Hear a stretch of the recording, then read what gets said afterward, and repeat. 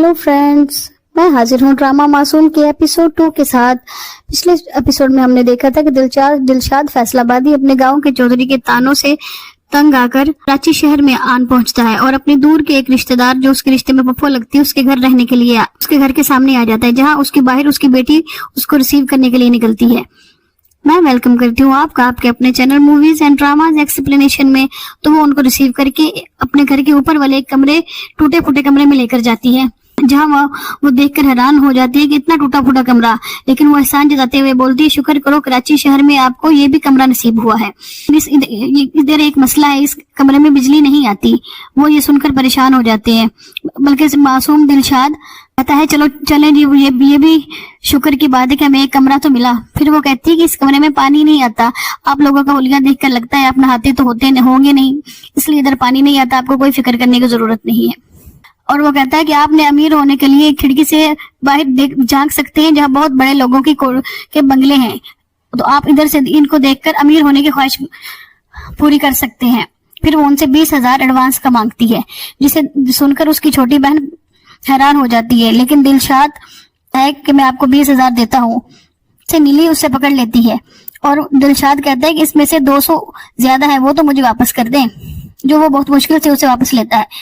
जैसे ही वो जाने लगती है, वो जमीन पर किसी चीज से टकरा कर गिर जाती है, जिससे उसकी छोटी बहन हंसना शुरू कर देती है। लेकिन ये उसकी हंसी देखकर नीलो बहुत ज्यादा गुस्सा हो जाती है। जहां दूसरे सीन में उसके माँ बाप आपस में बात कर रहे होते हैं, नीलो का बाप शफकत अलाहाबादी अपनी बीवी से कह रहा होता है कि ये कैसे शुक्र तुम्हारे रिश्तेदार है, ऊपर से ये टुनटुना लेकर आ गए हैं, बाजा मरासी कहीं का, मैं इसको अपने घर में नहीं रहने दूंगा।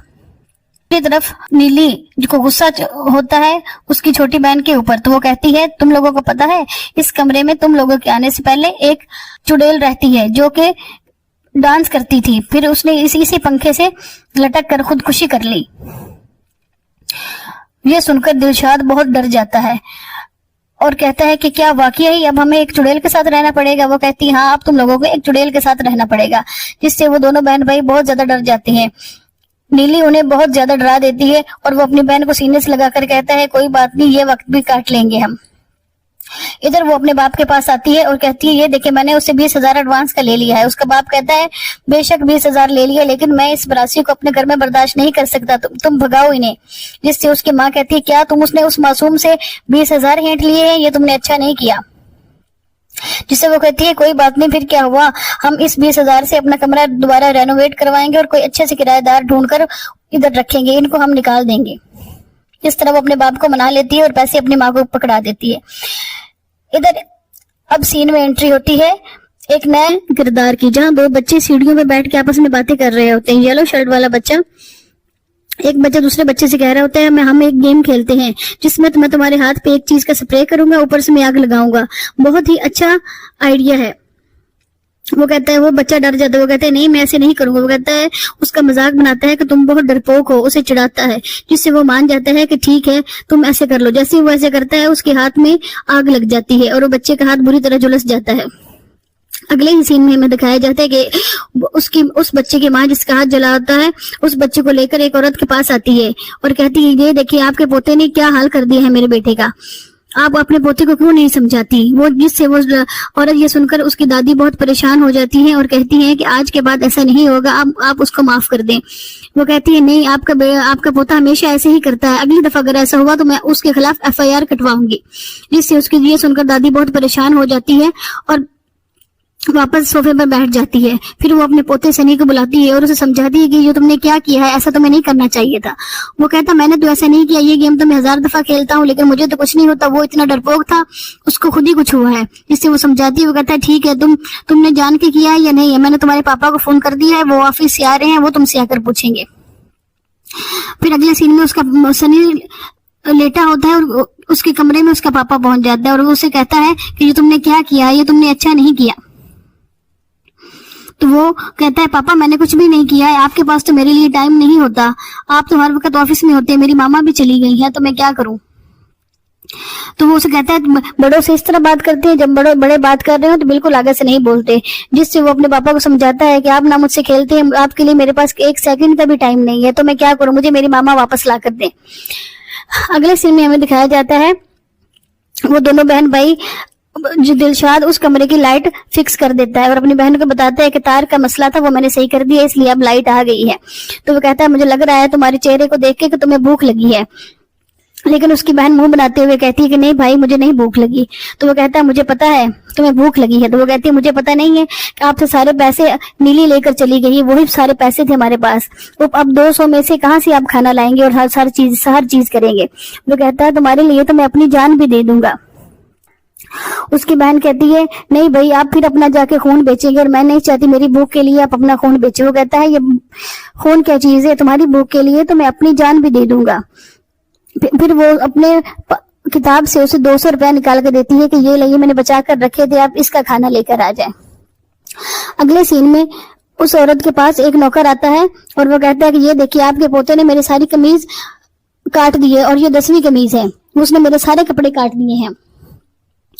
وہ بہت پریشان ہوتا ہے. مجھے یہ دیکھ کر اس کی دادی بہت پریشان ہو جاتی ہے اور وہ نوکر کہتا ہے میں آپ کی نوکری چھوڑ کر جا رہا ہوں, جس سے سنی بہت خوش ہوتا ہے اور وہ ہنسنے لگ جاتا ہے. اگلے ہی سین میں نیلی ان دونوں بہن بھائیوں کے پاس آتی ہے, دلشاد اور اس کی چھوٹی بہن کے پاس, اور کہتی ہے کہ تم گانا تو گا لیتی ہو لیکن جب تک انسان کا دل نہ ٹوٹے اس کے آواز میں درد نہیں آتا. جب تک تمہاری آواز میں درد نہیں آئے گا تم بڑے سنگر کبھی نہیں بن سکو گے. تو وہ بڑی معصومیت سے پوچھتا ہے کہ جی یہ درد کیسے آتا ہے اور دل کیسے ٹوٹتا ہے. وہ کہتی ہے ٹھیک ہے پہلے تم مجھے گانا سناؤ پھر میں تمہیں 100 طریقے بتاؤں گی دل ٹوٹنے کے. تو وہ گانا شروع کرتا ہے. پہلے وہ اپنا راگ کہنا شروع کرتا ہے جس سے نیلی کانوں میں انگلیاں دے لیتی ہے اور وہ کہتی ہے یہ کیا انداز ہے, ایسے لگ رہا ہے جیسے کوئی مانگنے والا ہو, جیسے تو کوئی مانگنے والا بول رہا ہو, جس سے وہ پریشان ہو جاتا ہے. اور وہ نیلی جانے لگتی ہے کہ دلشاد فیصل آبادی بہت ہی کوئی اچھا سا سانگ شروع کر دیتا ہے جس سے وہ وہیں تھم جاتی ہے اور اس کی آواز کی جادو میں اور سحر میں کھو جاتی ہے اور پھر وہ اس کو چپ چاپ سننا شروع کر دیتی ہے. پھر دلشاد اس کے پاس آتا ہے اور پوچھتا ہے کیا اب صحیح تو میں نے گایا ہے؟ تو وہ اس کو مانتی نہیں ہے اور کہتی ہاں بس کچھ اچھا ہے. وہ کہتی کیا بس اچھا ہے؟ وہ بولتا ہے تو وہ کہتی ہاں بس ٹھیک تھا. تو تمہیں میرے ابا بلا رہے ہیں, نیچے جا کر میرے ابا کے آگے حاضری دو. تو وہ نیچے اس کے ابا کے پاس آتے ہیں. تو وہ کہتا ہے کہ یہ میرے گانے, میں بہت پریشان ہوں, تم لوگ مراسی ہو اور میرے گھر میں گانے بجانے کی کوئی اجازت نہیں ہے, اس محلے میں میری بہت عزت ہے, تمہاری آواز نہیں باہر آنی چاہیے گھر سے. جس سے وہ پریشان ہو جاتے ہیں اور وہ کہتا ہے بس ٹھیک ہے تمہارے پاس کھانے پینے کے لیے بھی کچھ ہے کیا, تم کیسے گزارا کرو گے, یہ کراچی شہر ہے, انہیں بہت ڈراتا ہے. تو وہ اس کی بہن کہتی ہے جی میرا بھائی انشاءاللہ ایک دن بہت بڑا سنگر بنے گا. جس سے وہ کہتی ہے بے شک جتنا مرضی سنگر بن جائے ہوگا تو مراسی ہی. وہ کہتی ہے نہیں جی اس کو انگریز لوگ آرٹسٹ بولتے ہیں. لیکن وہ کہتا ہے پھر بھی تمہاری آواز میرے گھر کے باہر نہیں جانی چاہیے کیونکہ محلے میں میری بہت عزت ہے جو کہ تمہارے گانے کی وجہ سے خراب ہو جائے گی. پھر وہ اس سے سلام لے کر جانا چاہتا ہے لیکن وہ اس سے شفقت آبادی اس سے سلام نہیں لیتا اور بہت ہی روکھے انداز سے اسے کہتا ہے نکل جاؤ. اور وہ دونوں بہن بھائی باہر آ جاتے ہیں. پھر رات کو دلشاد باہر ہوٹلوں پر گانا گا کر کچھ کمانے کے لیے نکلتا ہے لیکن اس کا گانا کوئی بھی نہیں سنتا بلکہ اسے ہر جگہ سے بھگا دیتے ہیں. جہاں بھی وہ جاتا ہے لوگ اسے بھگا دیتے ہیں اور کہتے ہیں یہ کیا کرنے آ گئے ہو. وہ پریشان ہو کر واپس آ جاتا ہے. اگلے سین میں سنی کی دادی اپنے بیٹے کے پاس آتی ہیں اور اسے کہتی ہے وجدان تم سنی کو سمجھاؤ, اس کی تربیت نہیں ہو رہی ہے, اس کو تربیت کرنے والا چاہیے, وہ بہت بگڑتا جا رہا ہے. جب تک اس کی ماں یہاں تھی تب تک وہ ٹھیک تھا, جیسے ہی اس کی ماں گئی ہے وہ بہت بگڑ گیا ہے. تو وہ کہتا ہے نہیں مما میں نے شادی نہیں کرنی, پہلا تجربہ بہت خراب تھا اس وجہ سے میں شادی نہیں کروں گا, ہم 24 آورز کے لیے سنی کے لیے کوئی میڈ رکھ لیتے ہیں. تو اس کی ماں اسے سمجھاتی ہے کہ میڈ ایسی تربیت نہیں کر سکتی جیسا کہ ایک ماں کر سکتی ہے, اس لیے تم سنجیدگی سے سوچو اپنی دوسری شادی کے بارے میں. تو وہ پریشان ہو کر کھڑا ہو جاتا ہے. اگلے سین میں نیلی کی دوست رجو آتی ہے اس کے پاس, تو اسے بتاتی ہے کہ ایسے ہمارے گھر میں ایک نیا کرایہ دار آیا جو کہ بہت بولا اور معصوم ہے اور مجھے اسے تنگ کرنے میں بہت ہی مزہ آتا ہے. میں نے اب بھی اس کے لیے ایک بہت ہی اچھا پلان بنایا ہے جس سے میں اسے رات کو ڈراؤں گی. تو رات کو وہ دونوں بہن بھائی سو رہے ہوتے ہیں. بہن تو صحیح پڑی ہوتی ہے گڑیا, لیکن دلشاد بہت ڈر رہا ہوتا ہے اور ڈرتے ڈرتے اپنی بہن کو بھی دلاسا دے رہا ہوتا ہے کہ تم ڈرو مت, میں تمہیں کچھ نہیں ہونے دوں گا, میں تمہارے ساتھ ہوں. لیکن ادھر سے ہی نیلی اس کو آواز دیتی ہے کہ دلشاد تم کہاں ہو. تو دلشاد بہت ڈر جاتا ہے, اسے لگتا ہے کہ چڑیل آ گئی ہے اور وہ میرا نام بھی جانتی ہے. وہ ڈرتے ڈرتے باہر آتا ہے اور نیلی کو ہاتھ لگا کر کہتا ہے چڑیل بہن جی مجھے معاف کر دے, ہمیں معاف کر دے, آپ کو کیا چاہیے, مجھے ہمیں تنگ نہ کریں.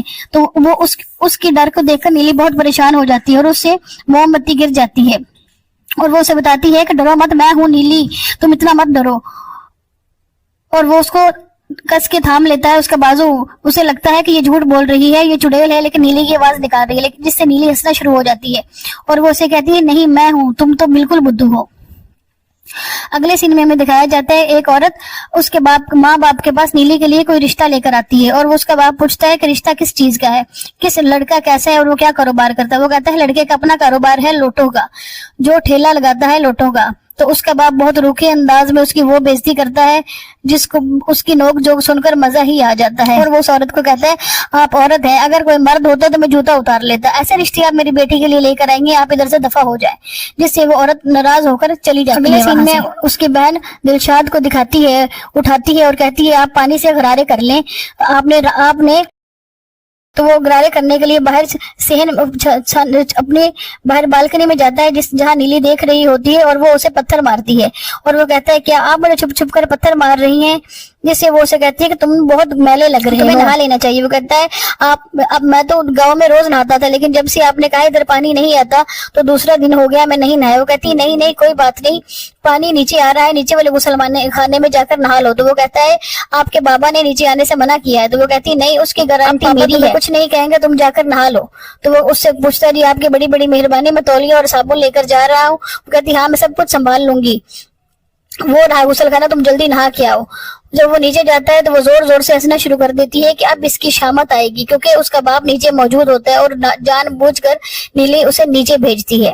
اب آگے ڈرامہ میں کیا ہونے والا ہے, کیا ٹویسٹ ٹرنز آئیں گے, بہت ہی مزے کا ڈرامہ ہونے والا ہے. تو اگر آنے والے ایپیسوڈ کے لیے ہم